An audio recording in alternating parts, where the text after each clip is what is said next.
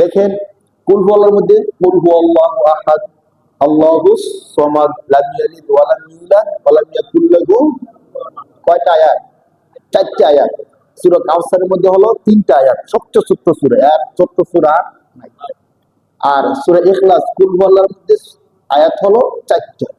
কিন্তু অবাক করার বিষয় হলো মুফাসসিরিনে কেরামগণ বলেন যে রাসূল সাল্লাল্লাহু আলাইহি সাল্লাম থেকে অসংখ্য হাদিস আসছে, যে হাদিসগুলো প্রমাণ করে যে পূর্ণ কোরআন শরীফকে যদি 3 ভাগে ভাগ করা হয়, কয় ভাগে ভাগ করা হয়?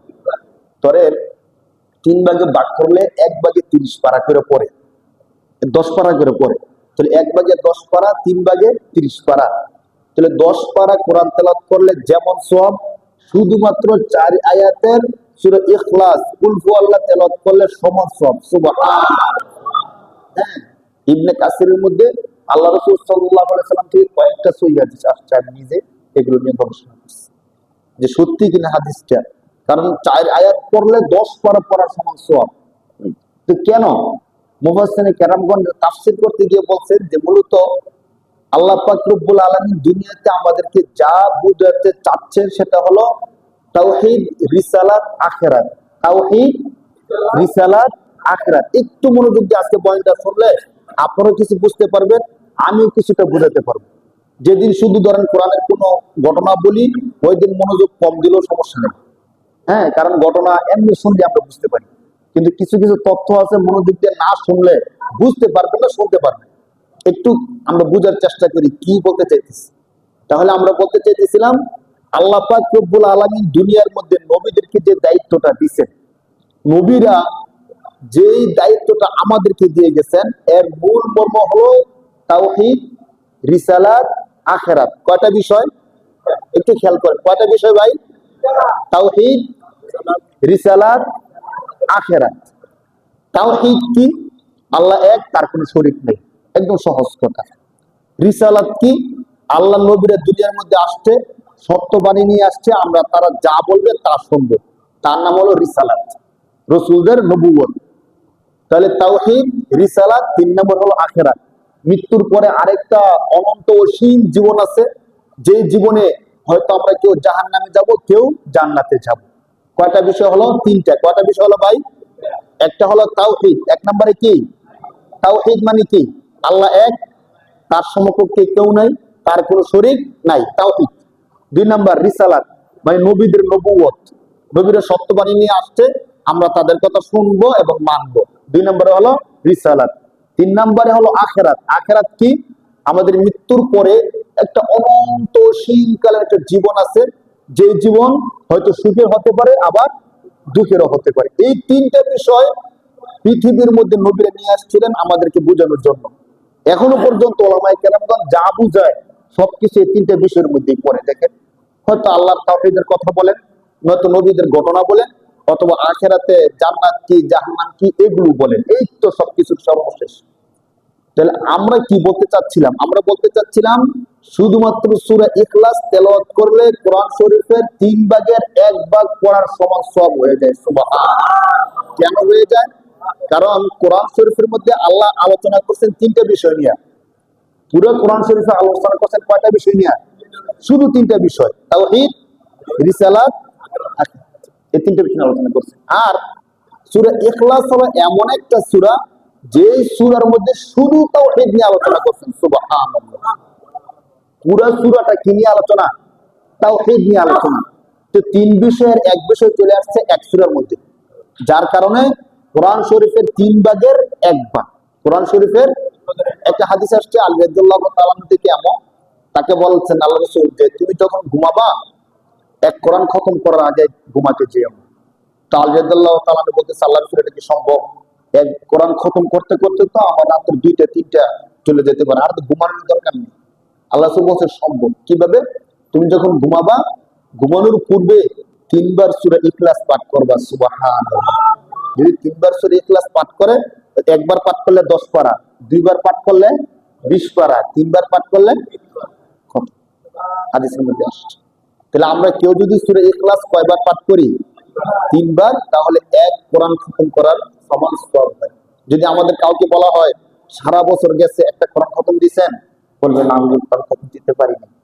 3 বার সূরা ইখলাস পাঠ করলে যে একবার একটা কোরআন খতম হয়, এইটা করছেন কিনা? আমাদের মধ্যে এমন দুর্ভাগা আছে, এই কাজটাও করি না।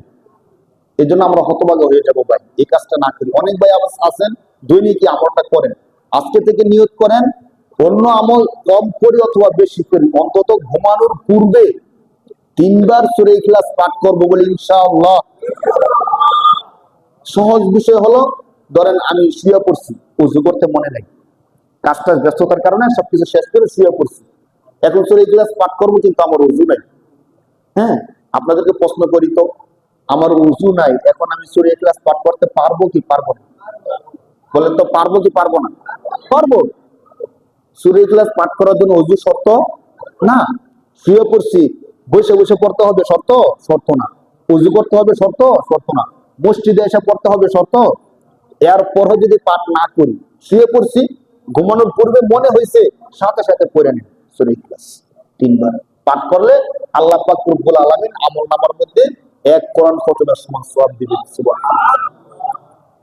আজকে আমাদের মূল আলোচনা হলো এই সূরার ফজিলতটা কেন এত বেশি। আমরা বলছিলাম পুরো কোরআন শরীফে আল্লাহ তাআলা আলোচনা করছেন 3টা বিষয় নিয়ে। তাওহীদ, এই বিষয়টা জানা থাকলে আপনাদের অনেক অনেক উপকার হবে। পুরো কোরআন শরীফে আল্লাহ তাআলা আলোচনা করছেন কয়টা বিষয় নিয়ে? শুধু 3টা বিষয় নিয়ে আলোচনা করছেন। নবীদের দায়িত্ব ছিল এই 3টা বিষয় নিয়ে, তাওহীদ, রিসালাত, আখিরাত। আর সূরা ইখলাস এমন এক সূরা, যে সূরা পুরোটাই হলো তাওহীদের সূরা। সুবহানাল্লাহ। যার কারণে সূরা ইখলাস হলো 3 ভাগের 1 ভাগ। 3 ভাগের কি সূরার মধ্যে আছে দেখি আমরা একটু। যখন রাসূল সাল্লাল্লাহু আলাইহি সাল্লাম মক্কার কাফেরদেরকে দাওয়াত দিতেছিলেন যে কাফেররা, তোমরা এত দেবতা, 33 কোটি দেবতা, 32 কোটি দেবতা, হ্যাঁ 336টা দেবতা, এত দেবতার পূজা করতেছো, এইগুলো রাখিয়া তোমরা এক আল্লাহর ইবাদত করো। কয় আল্লাহর? তো আল্লাহ রাসূল তো দাওয়াত দিতেছেন, কাফেররা বুঝতেছে না এক আল্লাহ দিয়ে কিভাবে কি হয়। কারণ তাদের একটা বিশ্বাস ছিল যে বৃষ্টির জন্য একটা আলাদা দেবতা, তুফানের জন্য আলাদা দেবতা, বিপদের জন্য আলাদা দেবতা, শান্তির জন্য আলাদা দেবতা, মানে প্রত্যেকটা কাজের জন্য তার সেট বাই সেট সবাইকে সিস্টেম করে দিচ্ছে। এক এক দেবতারে এক এক কাজ ভাগ করে দিয়ে দিচ্ছে। কারা? মানুষ। মানুষ দেবতার কাজ কি করে দেয়? ভাগ করে দেয়। বৃষ্টির আলাদা দেবতা, দুঃখ দেওয়ার আলাদা দেবতা, আবার দুঃখ সারানোর আলাদা দেবতা। তারা মাটি দিয়ে দেবতা বানায় বানায় প্রত্যেকটা আলাদা আলাদা দেবতা বানাই দিচ্ছে। তো কেউ যদি অসুস্থ হইতো, তো অসুস্থের দেবতাকে, সুস্থ করার দেবতাকে, তাকে গিয়ে সেজদা করতো, যে দেবতা তুমি তো অসুস্থ দিচ্ছ আমাকে, তোমার সেজদা দিলাম, আমার কি করে দাও, সুস্থ করে দাও। কে বিপদে পড়ছে, তো বিপদ থেকে সারানোর জন্য আলাদা একটা দেবতা রাখছিল, ওই দেবতার গিয়ে কি করতো, সেজদা করতো। এইভাবে তারা ভাগ করে নিয়েছিল।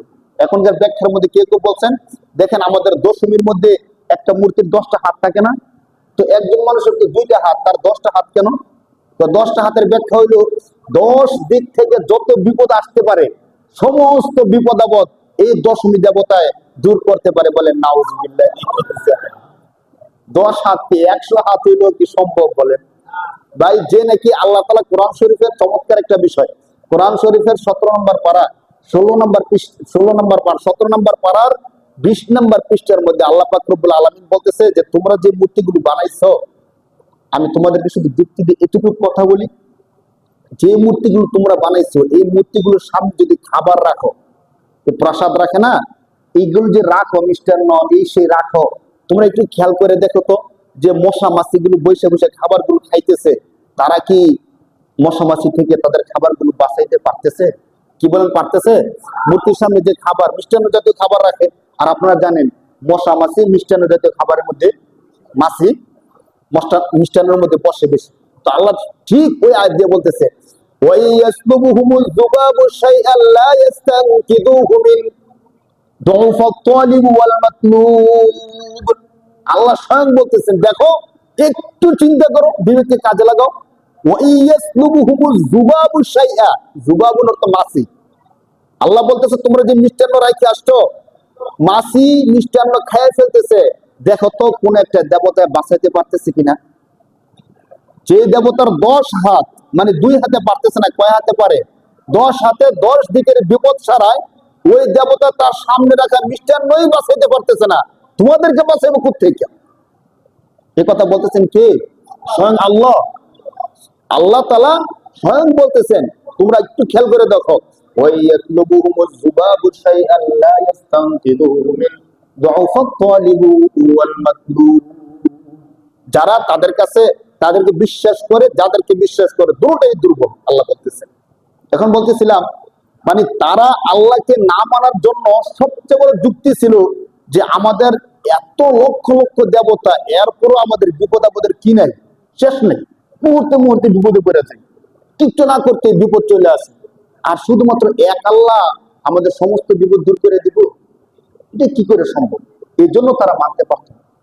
তখন তারা নবীকে প্রশ্ন করছেন যে নবী, আপনি যে আল্লাহর কথা বলতেছেন শক্তিধর, যে আল্লাহর ক্ষমতা অসীম, ওই আল্লাহর একটা পরিচয় দেন তো। আল্লাহ খায় কিনা, ঘুমায় কিনা, বিয়ে করে কিনা, আল্লাহ সন্তান যে আছে কিনা, কেমন সন্তান আমরা দেখি আল্লাহর, কি কি অবস্থা আল্লাহর, আপনি একটু বলেন। তখন স্বয়ং আল্লাহ সূরা ইখলাস নাজিল করে দিয়েছেন। সুবহানাল্লাহ। দেখেন সূরা ইখলাস একটু, আল্লাহ বলতেছেন কুল হুয়াল্লাহু আহাদ।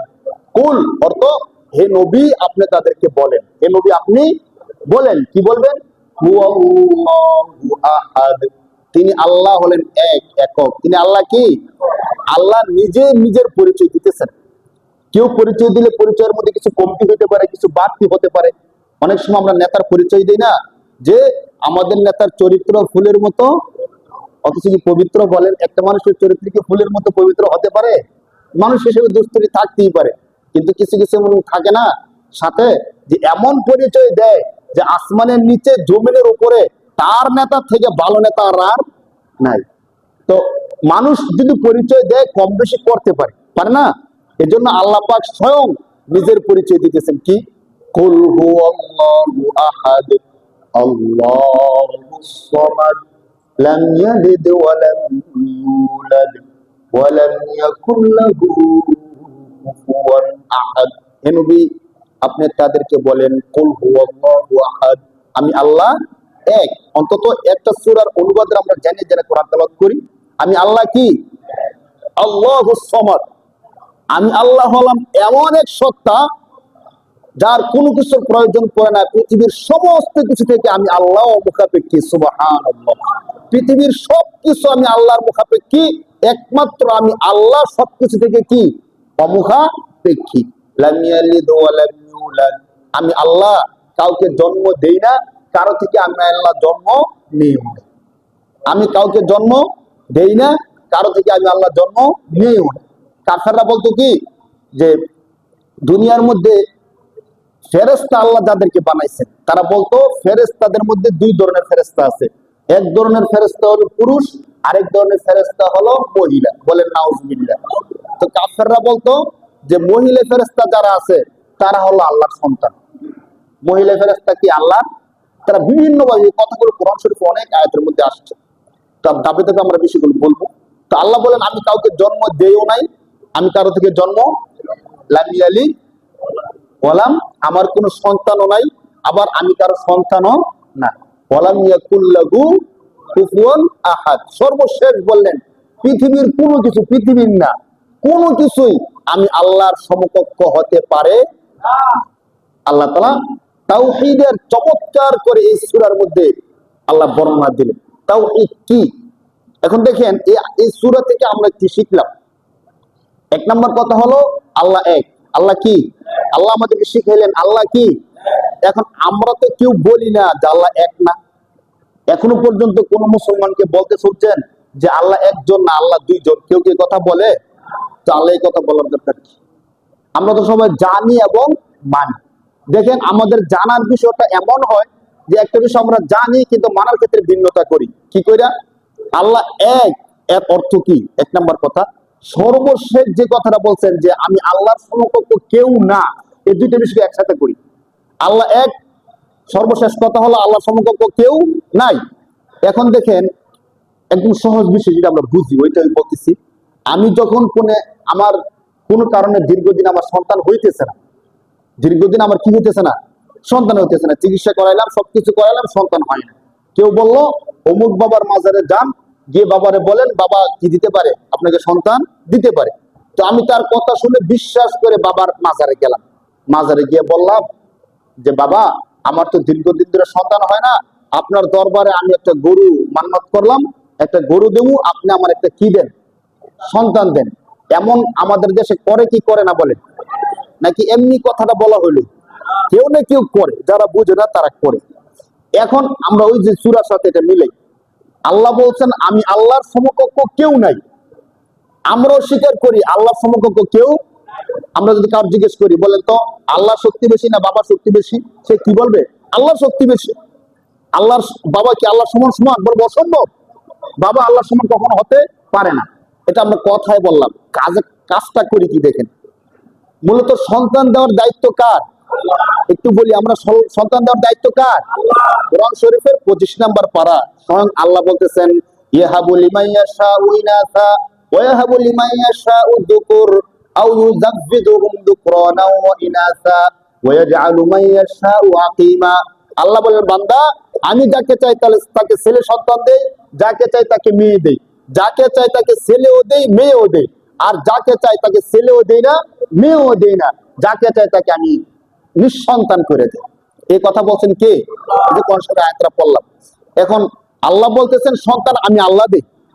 সন্তান কে দেয় ভাই? আমিও মেনে নিলাম সন্তান কে দেয়? আল্লাহ দেয়। যখন বাবার কাছে গিয়ে বললাম বাবা আমাকে একটা সন্তান দেন, তাহলে সন্তান মূলত দেয় কে? আমি গিয়ে চাইলাম কার কাছে? তো আমি মুখে স্বীকার করি যে আল্লাহ শক্তি বেশি, কিন্তু কাজে বুঝাইলাম যে আল্লাহ সন্তান দিতে পারে, আল্লাহ শক্তি আছে। আবার বাবার যে কেরামতি আছে, বাবা চাইলে আমাকে একটা কি দিতে পারে? সন্তান দিতে পারে। বলেন নাউজুবিল্লাহ। মানে এটা মনে করে, কিন্তু যারা বাবা মাজারে গিয়ে বলে তারা কি বিশ্বাস না করে যায়? আপনাকে আমি বিশ্বাস না করলে আপনার কাছে যাবো বলেন? বিশ্বাস করে বলে তো যায়। নাহলে একটা গরুর দাম 70-80 হাজার, 1 লাখ 1.5 লাখ টাকা একটা গরুর দাম, শুধু শুধু বাবার দরবারে গরু দিয়ে দেয়? দিয়ে দেয় না তো। এখন দেখেন আমি আল্লাহ সন্তান দিয়ে বিশ্বাস করে আল্লাহর কাছে সন্তান চাইলাম। আবার যে ব্যক্তি বাবার কাছে গিয়ে বললো যে বাবা আমাকে একটা সন্তান দেন, বাবাকে সেজদা দিল, আমি আল্লাহকে বিশ্বাস করে কাকে সেজদা দিলাম? আল্লাহকে সেজদা দিলাম। আমার যে ভাইটা না বুঝা বাবার কাছে সন্তান চাইলো, বাবাকে সেজদা দিল, তাহলে আল্লাহর সাথে সাথে সমকক্ষ তাকে করলো কি করলো না বলেন? মুখে মুখে না করলেও কাজের দ্বারা করছে কিনা বলেন? তাহলে কি কাজটা দিল বলেন? মুখে বললাম যে আল্লাহর ক্ষমতা বেশি, সেজদা দেওয়া যাবে কাকে? একমাত্র আল্লাহকে। কিন্তু কাজে দিয়ে কার কাছে সন্তান চাইলাম? যদি এই বাড়িতে একটু স্মৃতিশক্তি কাজে লাগাইতো যে আমি যার কাছে সন্তান চাইতেছি, সন্তান তো একটা রূহ, জীবন। সন্তান কি একটা জীবন না, রূহ না?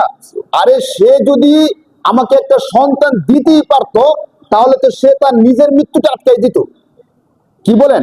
মানে সে যদি একটা সন্তান দেওয়ার ক্ষমতা রাখতো, যে বাবা কবরের মধ্যে আছে, জীবিত বাবার কাছে তো চাই না সাধারণত, যারা কবরে মাজারে আছে তাদের কাছে চাই। এখন ওই মৃত মাজারের মধ্যে যে বাবা আছে, ওই বাবা যদি আমাকে সন্তানই দিতে পারতো, তাহলে তার যে মৃত্যুটা সে আটকে ফেলতে পারতো। আজরাইল যখন আসছে তাকে নেওয়ার জন্য, বলতো সাবধান, আল্লাহর সাথে আমার যে একটা সম্পর্ক আছে, আমাকে তুই নিবি না, কিয়ামতের আগ পর্যন্ত আমার রূহ তুই নিতে পারবি না। আমি আল্লাহর সাথে চুক্তি করছি, কিয়ামতের আগ পর্যন্ত আমি মরবো না। এবং করতে পারতো কি পারতো না বলেন? যে ব্যক্তি নিজের রূহটা আটকাইতে পারলো না, যে নিজের মৃত্যুটা ঠেকাইতে পারলো না, ওই ব্যক্তি আমাকে সন্তানটা কি করে দেয় বলেন? এমন তো বাবা আছে বাবারই সন্তান নাই, নিঃসন্তান বাবা। আপনি আমাদের দেশে যতগুলো মাজার আছে, মাজার গুলোর মধ্যে যাদের নাম দেওয়া আছে, ল্যাংটা বাবা, শাহলি বাবা, কেরামতি বাবা, এই বাবাদের লিস্টি করেন, দেখেন তাদের সন্তান কয়জন আছে। এমন অনেক বাবা সম্পর্কে আমরা জানি তাদের নিজেদেরই কি নাই, সন্তান নাই। যে বাবা নিজেরই সন্তান নাই, ওই বাবা আমার সন্তানটা কি করে দেয় বলেন? এটা একটা মূর্খতা বিষয় না বলেন? যদি আমাদের দেশে এমন একটা ডাক্তার পাইছি, এমবিবিএস ডাক্তার, যে নাকি নিজের ঠান্ডা সারানোর জন্য প্যারাসিটামল খাইতে পারে না, সে জানে না ঠান্ডা হলে, জ্বর হইলে কি কি ওষুধ খাইতে হয়।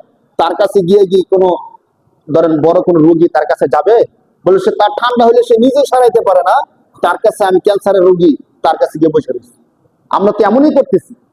সে নিজের মৃত্যু ঠেকাইতে পারলো না, নিজে একটা সন্তান জন্ম দিতে পারলো না, এখন তার মাজারে গিয়ে আমরা গরু মান্নত করি, বাবা আমার একটা কি দেন, সন্তান দেন।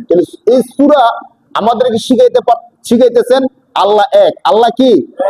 আল্লাহ কারো সমকক্ষ নন। তাহলে আমি যদি বাবার কাছে সন্তান চাই, তাহলে আল্লাহর সমকক্ষ দাঁড় করাইলাম কিনা? মানে আল্লাহ সন্তান দিতে পারেন, বাবাও কি দিতে পারেন, সন্তান দিতে পারেন না। এখন ইতিহাসের দিকে আসেন। কোরআন শরীফের সূরা বাকারার মধ্যে এই বিষয়গুলোকে আল্লাহ এত চমৎকার করে আলোচনা করছেন। সুন্দর একটা সত্য গল্প বইলা আল্লাহর সাথে যে কোনো কিছু সমকক্ষ নাই, আল্লাহ যে এক ও একক, এই বিষয়টাকে আল্লাহ এত চমৎকার করে একটা গল্পের মধ্যে বলছেন। গল্পটা বলার আগে আরেকটা গল্প বলে নিই। হযরত মূসা আলাইহিস সালাতু ওয়াস সালাম যখন ফেরাউন এর সাথে দ্বন্দ্ব হইল, তিনি চলে আসলেন, ওই দিক থেকে ফেরাউন সমুদ্রের মধ্যে ডুবে পড়ল। মরার পরে মূসা আলাইহিস সালাম বনী ইসরাইলকে তার সাথে নিয়ে আসলেন নদীর উপর। আল্লাহ তাআলা বললেন, মূসা তুমি আমার কাছে নিরিবিলিতে আসো, 40 দিন সময় দিবা। 40 দিন সময় দিবা নিরিবিলিতে। 40 দিন পরে আমি আল্লাহ তোমাকে কিতাব দিব। কিতাবের মধ্যে মানুষ কি করবে না করবে সবকিছু লিখে দিব আমি আল্লাহ। আসো আমার কাছে। মূসা আলাইহিস সালাম তার উম্মতকে বললেন, উম্মত কারা মনে আছে কিনা আরেকটু পিছন থেকে বলি। মূসা আলাইহিস সালামের উম্মত তখন ছিল বনী ইসরাইল। কারা ছিল ভাই? যারা শত শত বছর ফেরাউনের জেলখানার মধ্যে দুঃখে কষ্টে জীবনযাপন করতেছিল। তাদেরকে শাস্তি, এমন কোন শাস্তি নাই ফেরাউন যে শাস্তি তাদেরকে দিত না বনী ইসরাইলকে। মূসা আলাইহিস সালাম ওই জেলখানা থেকে তাদেরকে উদ্ধার করে নিয়ে আসলেন। ফেরাউন ডুবে মরল, আর যারা জেলে ছিল তাদেরকে উদ্ধার করে মূসা আলাইহিস সালাম নিয়ে আসলেন।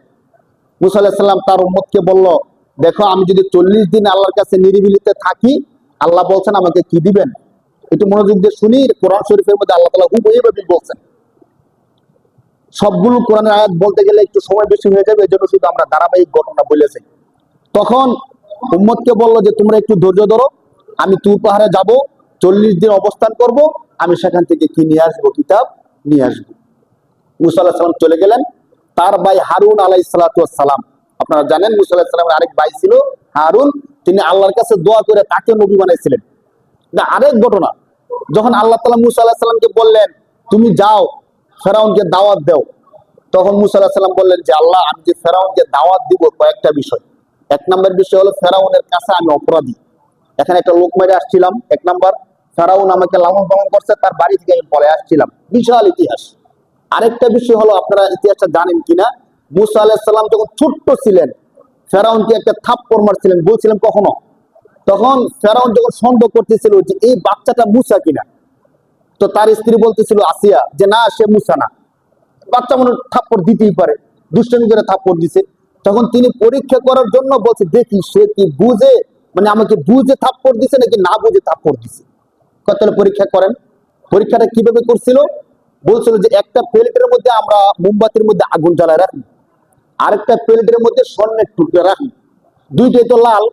এখন সে যদি বুঝে তাহলে স্বর্ণের টুকরা ধরবো, আর যদি না বুঝে কি ধরবো বলেন তো?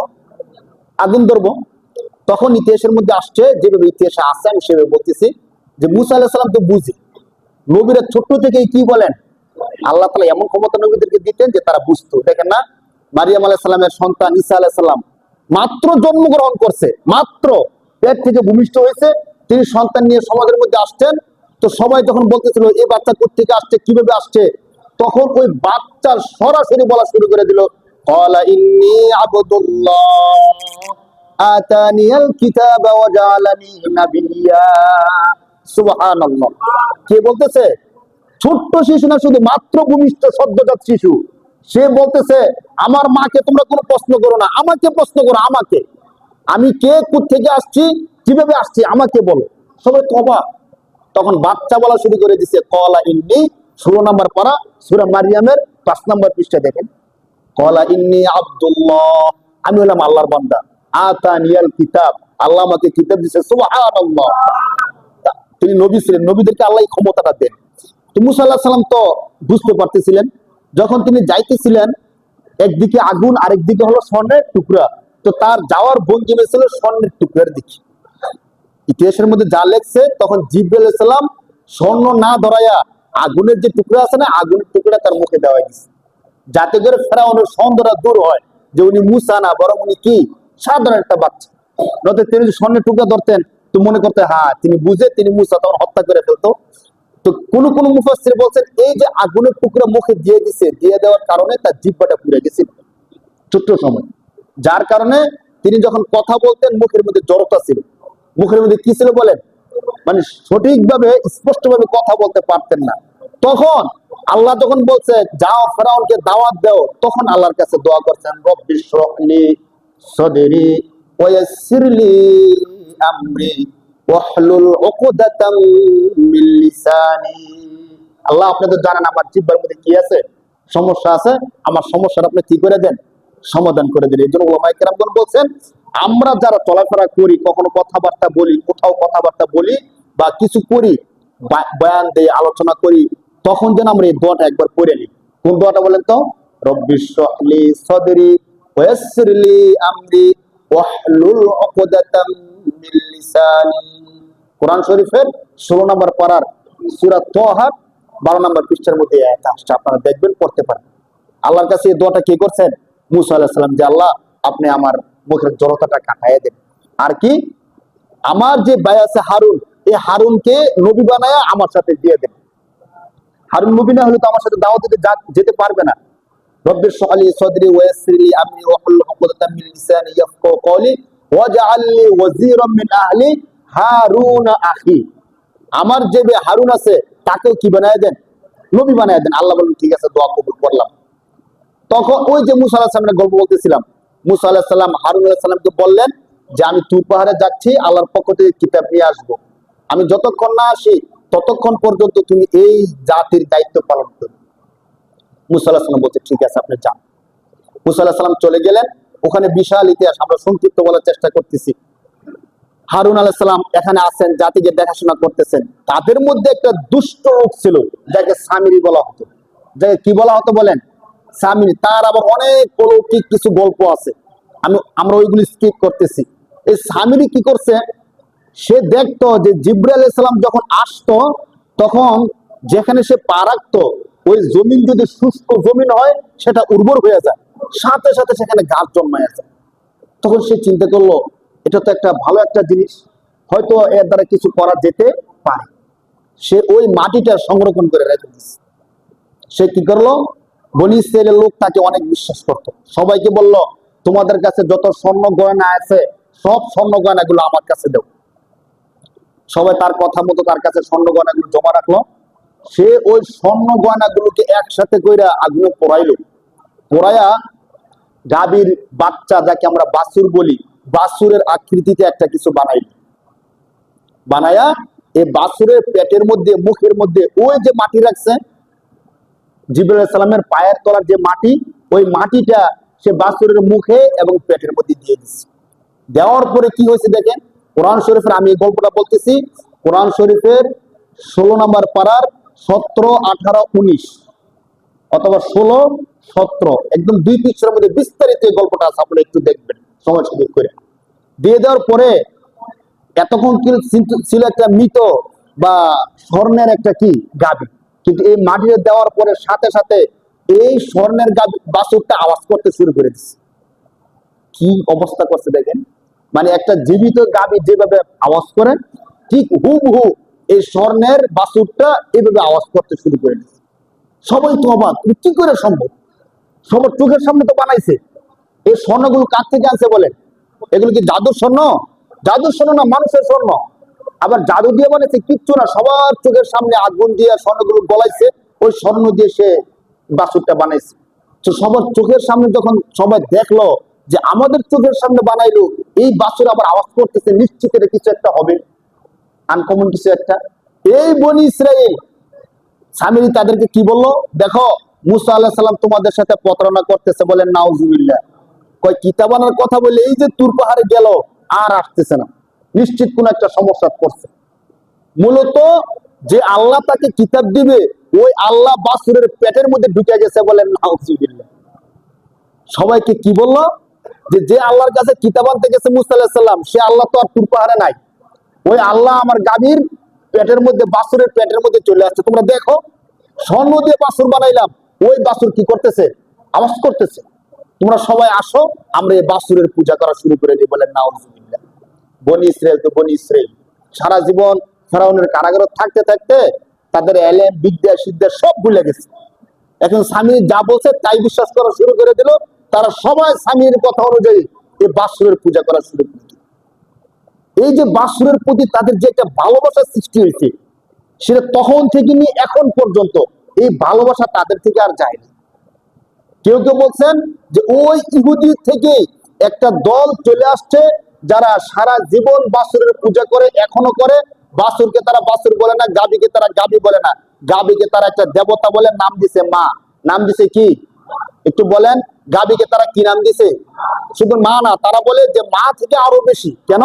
আমি নিজে শুনছি, একটা তাদের এক ঠাকুর বলতেছে যে আমাদের যেই গাভী আছে, গাভীটা মা থেকে আরো বেশি সম্মানিত। কেন সম্মানিত?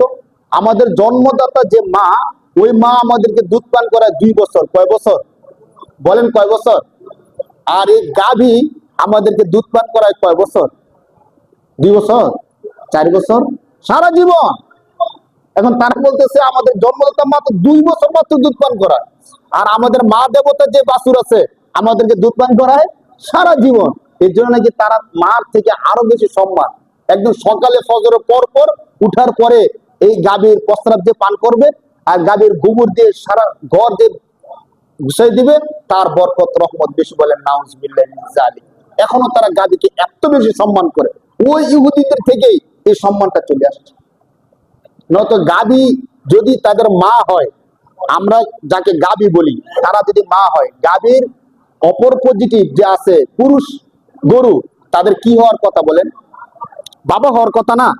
মানে গাভী যদি মা হয়, তাহলে আমরা যদি গরুর সার, সার তাদের কি হওয়ার কথা? আমরা কেউ কি তারা বাবা বলে? বলে না। কিন্তু আল্লাহ মাফ করুক, বোঝার তৌফিক দান করুক বলে আমিন। এখন কি করলো? অধিকাংশ বনি ইসরাইল, কয়েকজন শুধু বাকি থাকলো, এই বাছুরের পূজা করলো না। এখানে কিন্তু কি আছে আপনাদের মনে আছে কিনা? হারুন আলাইহিস সালাম আছে। তিনি তাদেরকে নিষেধ করলেন, বললেন না তোমরা তার কথা শুনো না। গাভী কি করে আবার খোদা হইতে পারে? গাভী তো শুধু বেদে করতে পারে, এছাড়া কিচ্ছু করতে পারতেছে না।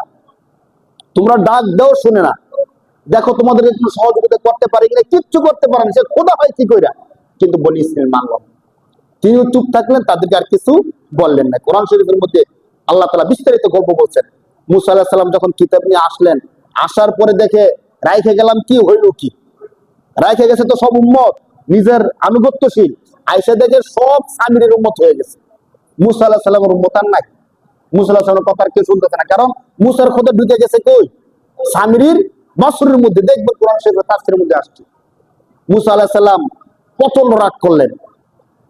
তিনি তার ভাই যে হারুন, তার চুলের মধ্যে ধরলেন, দাড়ির মধ্যে ধরে টানা শুরু করে দিলেন। কি ব্যাপার? তোমাকে দায়িত্ব দিয়ে গেলাম তাদেরকে ঠিক রাখার জন্য, তারা বাছুর পূজা করতেছে, তুমি কিছু করলো না। তখন হারুন আলাইহিস সালাম বলতেছে যে ভাই, আপনি মানুষের সামনে আমাকে লজ্জা দিয়েন না। আমি অনেক নিষেধ করছি, অনেক নিষেধ করছি, তারা আমার কথা শুনে নাই। আমি তাদেরকে শাস্তি দিতে গেলে তারা যদি বিদ্রোহ করে বসে, দল যদি ভিন্ন ভিন্ন হয়ে যায়, তখন আপনি বলবেন যে আমাকে ছাড়া তুমি তাদেরকে শাস্তি দিলে কেন? আমি আসার অপেক্ষা কেন করলা না? এই জন্য আমি তাদেরকে শাস্তি দেইনি। তখন মুসা আলাইহিস সালাম তাদের সবাইকে আবার ডাকলেন, ডাইকে সুন্দর করে বুঝাইলেন যে দেখো, এই যে গাভীটা, বাছুরটা, সে তো শুধু ভেবে করতে পারে, আর কিচ্ছু করতে পারে না। সে আল্লাহ হয় কি করে? সে আল্লাহ না। তাদেরকে অনেক করে বুঝাইছেন। বনি ইসরাইল তো বনি ইসরাইলই। যদি শুধু তাদের ইতিহাস বলে আপনারা অবাক হয়ে যাবেন। তারা কিছু মানলো, অধিকাংশ নেতা গোছের যারা আছে তারা মানলো না। তারা বললো যে এইভাবে বললে আমরা বিশ্বাস করবো না। মুসা আলাইহিস সালাম বললেন, এই যে দেখো কিতাব, আমি স্বয়ং আল্লাহ থেকে কি নিয়ে আসছি? কিতাব নিয়ে আসছি। আল্লাহ আবার বাছুরের ভিতরে ঢুকে কি কইরা? তোমাদের কি কমন সেন্স নাই? তখন তাদের যে লিডার আছে, লিডারদের মধ্যে থেকে বড় বড় লিডাররা বলল, আপনি যে কথা বলতেছেন সত্য না মিথ্যা আমরা তো বুঝতেছি। আপনার কথা সত্য হইতে পারে, মিথ্যা হইতে পারে। এক কাজ করেন, আপনি যে পাহাড় থেকে আল্লাহর থেকে কিতাব আনছেন, আমাদের নেতা যারা আছে আমাদেরকে নিয়ে যান পাহাড়ে। পাহাড়ে নিয়ে যাইবেন, আল্লাহ পাহাড়ের মধ্যে আইসা দাঁড়াইবো, আপনাকে হাত বো হাত কিতাব দিব। আল্লাহ এক হাতে আপনার কিতাব দিব, আপনি আরেক হাতে কি নিবেন? কিতাব নিবেন। আমরা নিজের চোখে দেখবো, দেখার পরে আপনাকে নবী বা কিতাব এগুলো মানবো। মুসা আলাইহিস সালাম পড়তে পেরেছেন, কিছু তো করার নাই। এখন তারা তো সবাই গরু পূজার মধ্যে ব্যস্ত। মুসা আলাইহিস সালাম বলে ঠিক আছে চলো আমার সাথে। মুসা আলাইহিস সালাম গেলেন, 70 জন গেছেন। ইতিহাসের মধ্যে আসছে তাদের লিডারদের মধ্যে 70 জন লোক গেছেন। তারা পাহাড়ের মধ্যে যাবে, আল্লাহ এক হাতে মুসা আলাইহিস সালামকে কিতাব দিবে, আরেক হাতে মুসা নেবেন, আর তার নিজের চোখে দেখবে। তারা যখন গেছেন, আল্লাহ পাক রব্বুল আলামিনের সাথে মুসা আলাইহিস সালামের আগে কথা হয়েছিল। মুসা আলাইহিস সালাম নিজে বলছেন যে আল্লাহ আমি আপনাকে দেখতে চাই। তো আল্লাহ বলছে তুমি তো আমাকে দেখতে পারবে না, লান তারানি, তুমি আমাকে কিছুতেই দেখতে পারবে না। ওয়ালাকিন যুর ইলাল জাবালি ফাইনিস্তাকাররা মাকানাহু ফাসাউফা তারানি। মুসা, তোমাকে আমি বলতেছি, তুমি তো আমাকে দেখতেই চাইতেছো না, সরবান্দা না দেখে তুমি থাকতে পারবা না। আমি তোমাকে একটা অপশন দিই।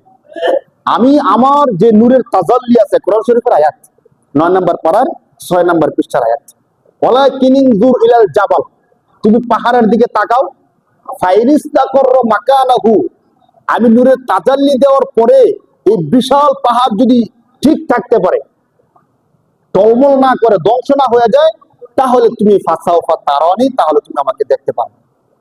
আল্লাহ যখন নূরের তাজাল্লি পাহাড়ের মধ্যে দিচ্ছেন, আপনারা জানেন অনেক ইতিহাস, তখন এই আল্লাহর নূরের তাজাল্লির কারণে পাহাড় ঝলে পুড়ে ছাই হয়ে গেছে। সুবহানাল্লাহ। যখন নূরের তাজাল্লি আল্লাহ দিচ্ছেন, পাহাড় তো ছাই হয়েছে, ওটা তো সমস্যা নেই, পাহাড় ছাই হয়েছে, কারো কাছে জবাব দিয়ে করতে হবে, করতে হবে। সমস্যা হয়েছে গিয়া ওই যে 70 জন সাথে আইছিল, এই 70 জন জাগার মধ্যে ডেট, জাগার মধ্যে শেষ। এখন মুসা আলাইহিস সালাম আরো সমস্যায় পড়ছেন, বলেন। এখন সাথে যে লিডার নিয়ে আসছে 70 জন, এখন উনি একা একা যাইবে জাতির কাছে, জাতি বলবে আমাদের লিডার কই, তোমাদের লিডার আল্লাহ দেখতে গিয়ে মরে গেছে।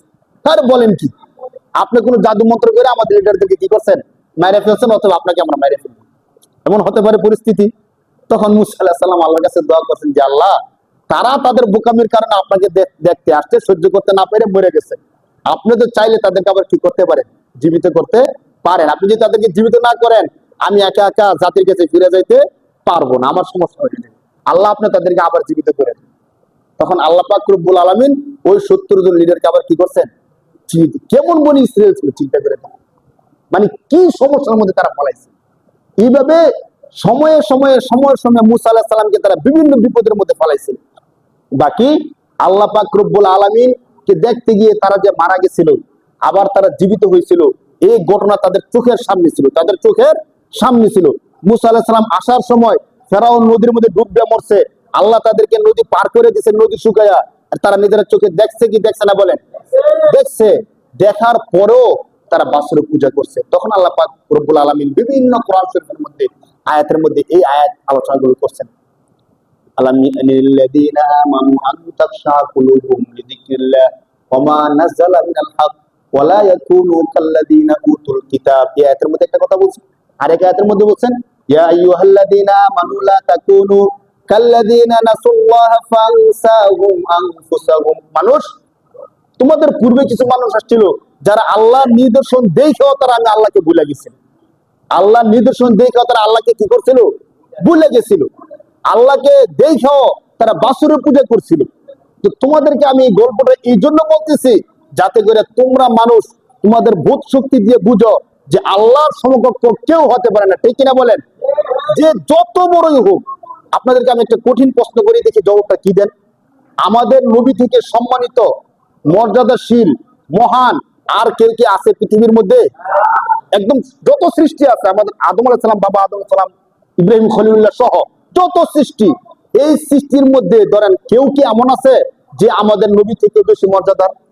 কেউ হতে পারে না, সম্ভবই না সত্যিকার অর্থে। এখন বলেন তো, আমাদের নবীর মর্যাদা আর আমাদের আল্লাহর মর্যাদা সমান সমান না কম বেশি? সমান সমান না কম বেশি? কম বেশি না? কম বেশিটা কেমন? অল্প কম বেশি নাকি আকাশ পাতাল পার্থক্য? আল্লাহর মধ্যে আর আমাদের শ্রেষ্ঠ নবীর মধ্যে পার্থক্য হলো আসমান এবং জমিন। যদি বলেন, এর থেকে লক্ষ কোটি গুণ পার্থক্য। বিশ্বাস করতে হবে। মানে আমরা নবীজিকে সবচেয়ে ভালোবাসি, এরপরে কথা বলতে হবে আল্লাহ এবং আমাদের প্রিয় নবীর মধ্যে পার্থক্য হলো আসমান জমিন থেকে হাজার কোটি গুণ বেশি, ঠিক কিনা বলেন? হ্যাঁ। তাহলে আল্লাহ এবং আমাদের প্রিয় নবীর মধ্যে পার্থক্য এত বেশি হয়, আমরা যে বাবাদেরকে সন্তান দিতে পারে বলি, যে মাজারে যে সেজদা করি, ওই বাবাদের মর্যাদাটা কই? তারা কি আল্লাহর সমকক্ষ হওয়ার কোন সিস্টেম আছে বলেন? অন্তর থেকে আমরা বোঝার চেষ্টা করি। তাওহীদের যে বাণী, আল্লাহ এক ও একক, তার সমকক্ষ কেউ নাই, এই বিশ্বাসটা নিয়ে যদি আপনি মরতে পারেন, আপনার ইবাদত আমল যদি কমও থাকে, আপনি বিশ্বাস করেন কোরআন বলে আপনি জান্নাতি, বলেন সুবহানাল্লাহ। আর এই বিশ্বাসের মধ্যে যদি চুল পরিমাণ ঘাটতি থাকে, আপনি যদি একটু মনে করেন, বেশি না, অল্প এক চুল পরিমাণ, যাহা আমি যে বাবার মুরিদ, এই বাবার সম্মান বা এই বাবার ক্ষমতা আল্লাহর কাছাকাছি, সমান না, আল্লাহর কি কাছাকাছি, অথবা আমরা যে নবীর উম্মত, এই নবী আর আল্লাহ সমান সমান, বিশ্বাস করেন সারা দিন রাত নামাজ রোজা হজ যাকাত সবকিছু করার পরও চিরস্থায়ী জাহান্নামী বলেন নাউজুবিল্লাহ। আসুন আমরা আমাদের ঈমানকে ঠিক করি, আল্লাহ তাআলা যেন আমাদেরকে চিরস্থায়ী জান্নাতি হিসেবে কবুল করে। সবাই বলি আল্লাহুম্মা আমিন। ওয়া আখিরু দাওয়ানা আলহামদুলিল্লাহি রাব্বিল আলামিন। যারা সুন্নাত পরিচালক